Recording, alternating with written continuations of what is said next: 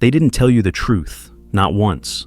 From the very first breath you took, they fed you a lie, sweetened it with good intentions, coded it in tradition, and stitched it into the very language of virtue. They called it being good. They framed it as love, as kindness, as the right way to live. They told you to give, to bend, to serve. That real strength comes from sacrifice. That real goodness is in putting others ahead of yourself. That to be lovable, you must abandon yourself. And you believed them. You were too young to question, too trusting to resist. So you wore that smile, nodded at the lessons, and gave pieces of yourself to everyone who asked, until you couldn't remember what you looked like without the mask of selflessness they forced upon you. But here's the truth. It wasn't virtue. It wasn't morality. It was control. A subtle form of control that wraps itself in nobility. They taught you to kneel while calling it character. They convinced you that boundaries were selfish, that saying no meant you were cold, and that looking after yourself was some kind of moral failure. And while you lived like that, cautious, agreeable, drained, the real winners played by a different set of rules. They were never told to bleed for anyone. They were learning how to feed on those who did. The truth is harsh. Most aren't ready for it. But power begins with one undeniable reality. Selfishness is not a sin. It's survival. In a world that celebrates domination, that rewards boldness, and elevates those who take without apology, the selfless are left behind. They're not honored, they're forgotten. Power remembers the ones who seized it, not the ones who waited for permission. While you were taught to break your back for others, they were being groomed to climb on it. While you stayed up late, helping, giving, saving, they were sleeping soundly, unbothered, knowing you'd pick up their slack.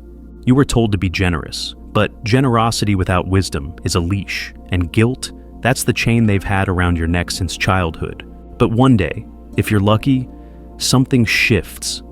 It's quiet, cold, sudden. You wake up. You look around. And you realize that being good isn't about giving everything away. It's about choosing who gets what and why. You stop performing kindness. You stop bleeding for people who wouldn't even hand you a bandage. And you make a decision to put yourself first, not recklessly, not cruelly, but with the kind of clarity that scares people. Because a person who has reclaimed their time, their energy, their worth, that person is a threat. You don't win in this world by giving all of yourself away. You win by knowing exactly what to protect. They don't teach you that part. They don't want you to know that boundaries are the armor of the powerful. That saying no is the most dangerous weapon you can carry. Because when you start valuing your energy like currency, when you start charging for your presence, people panic. They get angry. They call you cold, selfish, arrogant. But don't be fooled. That anger, that's fear. That's them realizing they can't use you anymore. You see, people don't admire unlimited kindness. They expect it. And the more you give without question, the less they see you. You become a fixture, a convenience, a default yes. They don't respect the one who gives everything. They respect the one who knows when to hold back.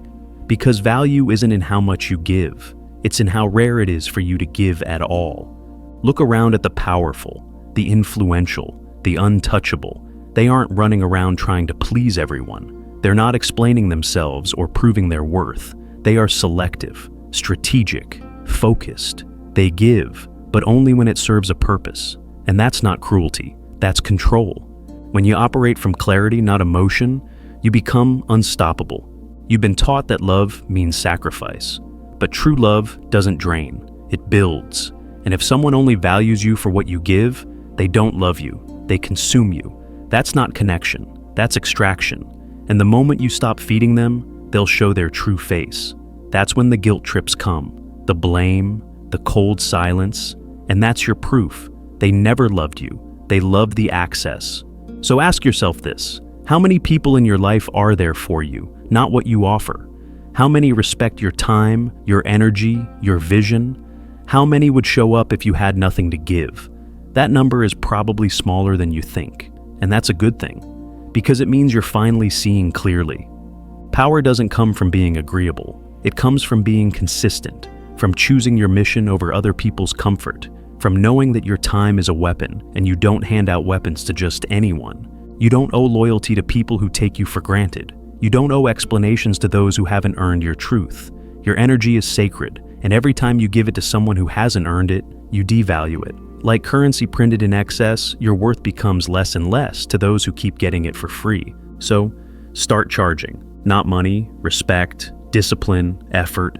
You want a piece of me? Earn it. Show up. Bring value. Or stay out of the way. Because I'm not here to be drained. I'm not here to be liked. I'm here to rise. And if that makes me selfish, good. That's exactly the point.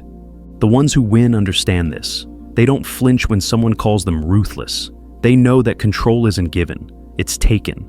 And if you're always trying to be nice, you'll never take anything. You'll sit back, you'll nod, you'll agree. And one day you'll look around at a life you didn't choose, surrounded by people you can't stand, wondering why you're exhausted and empty and no one cares. Because they don't, and they never did. They cared about what you could do for them. And when that well runs dry, they move on. The moment you realize that kindness without boundaries is self-destruction, everything changes. You stop being available to everyone. You stop explaining yourself to people who don't even understand themselves. You stop sacrificing your future so someone else can stay comfortable in their stagnation. Let them call you distant. Let them say you've changed. That's the goal. Your life isn't a group project. Your success isn't a community event. You're not responsible for anyone's growth, but your own. And that means making hard choices. It means saying no when it's easier to say yes. It means walking away from people who demand more than they deserve. It means becoming untouchable, not out of arrogance, but out of necessity. The strong are not the ones who give the most. They're the ones who protect the most. Their time, their focus, their edge. You weren't born to be a resource for everyone else's convenience. You weren't put here to be drained and discarded by the emotionally unwell. You are not a storage unit for other people's burdens. You are a builder, a force, a presence. And you can't build an empire if you're stuck fixing everyone else's ruins. So protect yourself, not with walls made of bitterness, but with standards built on clarity. Be sharp, be selective. Be so focused on your own path that nothing misaligned can touch you. You don't need to be rude, just unreachable, unavailable, unmoved by guilt, immune to emotional manipulation. Because when you stop making excuses for other people's chaos, you make room for your own creation. Power starts the moment you say, I don't explain myself anymore. When you move from proving to choosing, from pleasing to building, from giving to growing. This isn't selfishness. This is evolution. Once you step into that clarity, once the fog of guilt fades and you start protecting your time like it's gold, everything begins to shift. You see people differently. You hear the tone behind their words. You feel the weight of every interaction, and you start measuring it all. Is this building me, or is it bleeding me? Because time isn't just hours and minutes. It's your empire being built or being burned, one yes at a time. Every choice matters. Every obligation is a tax, and every person in your life is either helping you climb or anchoring you in place. You start to get ruthless, not out of cruelty, but because you understand the cost of distraction. The price of being available to the wrong people. You stop apologizing for putting yourself first because you finally understand. No one else is going to do it for you. No one is coming to rescue you from a life of overgiving.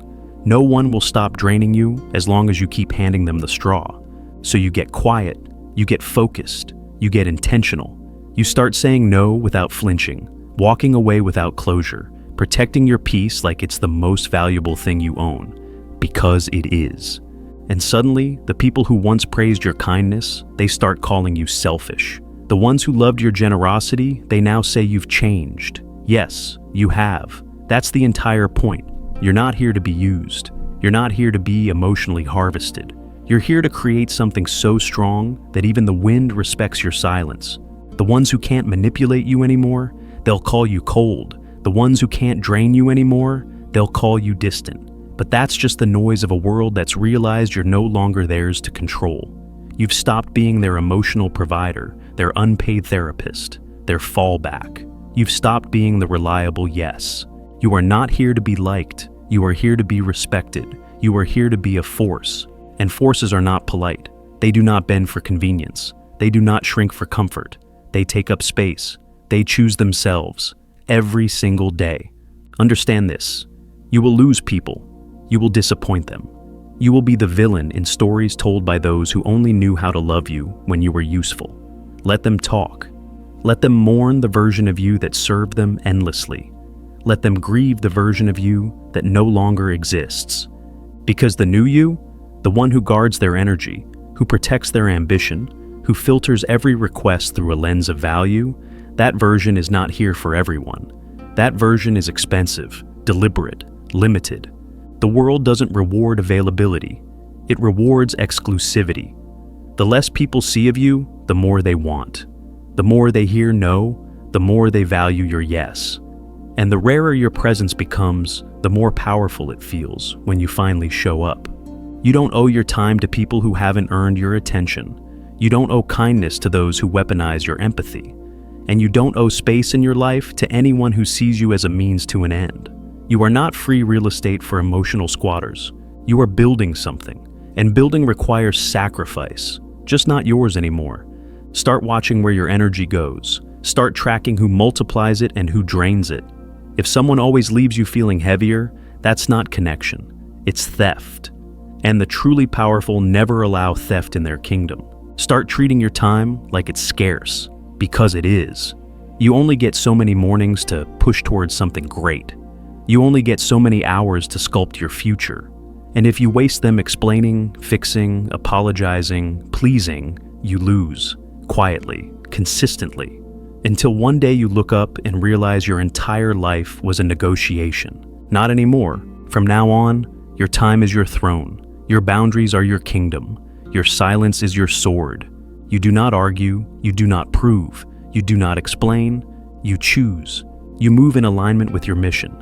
You protect your focus like it's life and death, because in many ways, it is. The people who win, the ones who rise, the ones whose names outlast the noise, they're not the ones who were always available.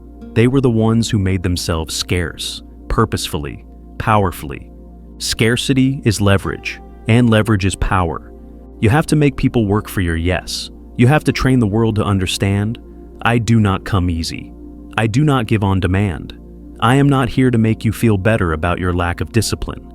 And once they realize that, they rise to your level or they disappear. Either way, you win. Because your energy is not for sale. It's not up for debate. It's not available to anyone who isn't bringing something to the table. That's not arrogance. That's balance. You're not selfish. You're strategic.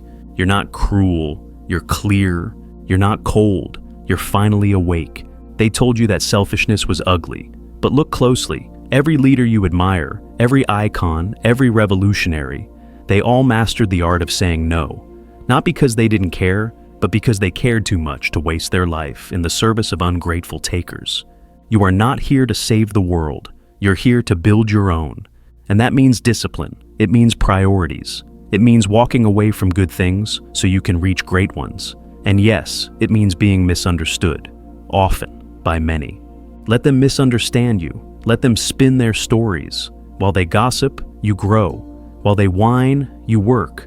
While they analyze your absence, you sharpen your presence. And when they finally realize what you've become, they'll have to pay for what they once took for free.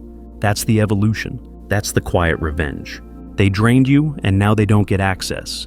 Because the new you doesn't explain. The new you doesn't chase. The new you doesn't beg for understanding. You move differently. You speak less. You execute more. You don't post every plan. You don't defend your decisions. You let the results scream for you. And those results, they only come when you stop giving your energy away like it's water in an endless well. It's not. It's fuel. And if you burn it on things that don't move the needle, you run dry before the race even begins. Protect your fuel. Say no more often. Say yes only to what feeds you. This isn't about becoming hard. It's about becoming precise. You were never supposed to save everyone. You were never meant to be constantly available.